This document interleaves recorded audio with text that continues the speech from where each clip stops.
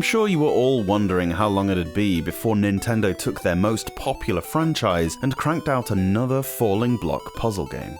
I mean, Dr. Mario was ages ago by this point. Well, now Mario and the gang have even more trouble with foreign invaders, this time of the monster kind rather than the microbial. You have 4 columns on your play area and have to cope with falling blocks in the shape of Goombas, Bloobas, and Boo Buddies. You don't control the movement of the monsters, rather Mario, who is at the bottom of the screen with these 4 trays.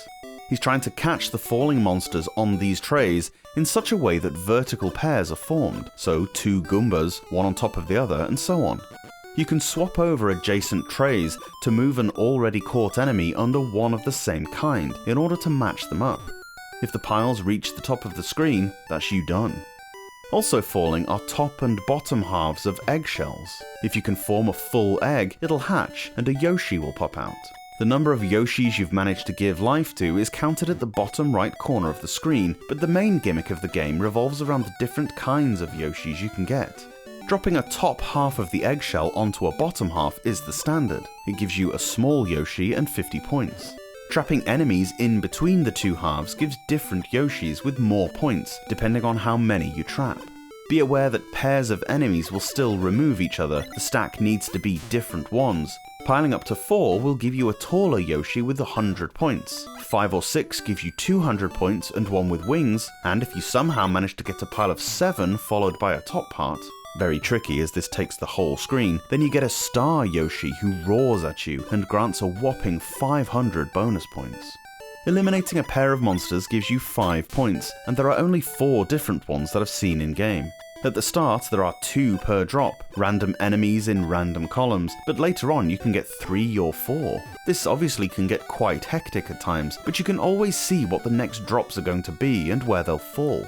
As with all these sorts of games, you've got to kind of split your attention between the pieces in play and the next ones in line. The game gets faster and faster the more you get rid of, with the aim to play for as long as you can. Type A is your standard game as detailed above, but Type B is similar to how Tetris's second game mode works. There are a predetermined stack of enemies already on the playfield, and you need to clear them to advance to the next level. If you manage it, you get a little cutscene of Mario riding Yoshi, eating a bonus that increases in value depending on how many levels you've cleared. The music is very bog standard and the sound effects equally as generic, but it all fits the bill for what is a simple 20-minute diversion kind of experience. It's never going to be as good as Tetris, this we know, but for what it is, it's decent enough. Being a Mario game, you know it's going to be polished and provides a reasonably fun time. The 2-player head-to-head via the link cable is a good laugh at least.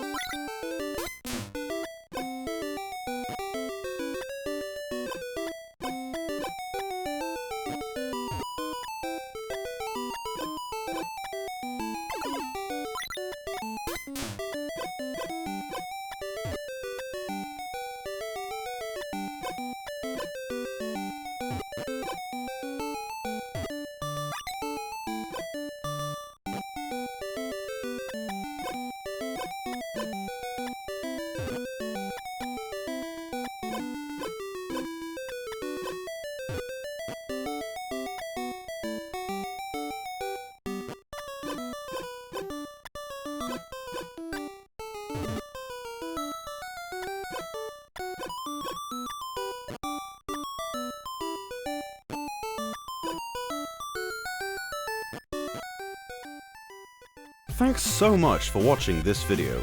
The Kickstarter for the book is now live. Check the link in the description for how you can back the project and be the first to get your hands on the Portable Power Encyclopedia, featuring more than 900 Game Boy game reviews and a whole wealth of useful information on the world's favorite handheld console. See you later on.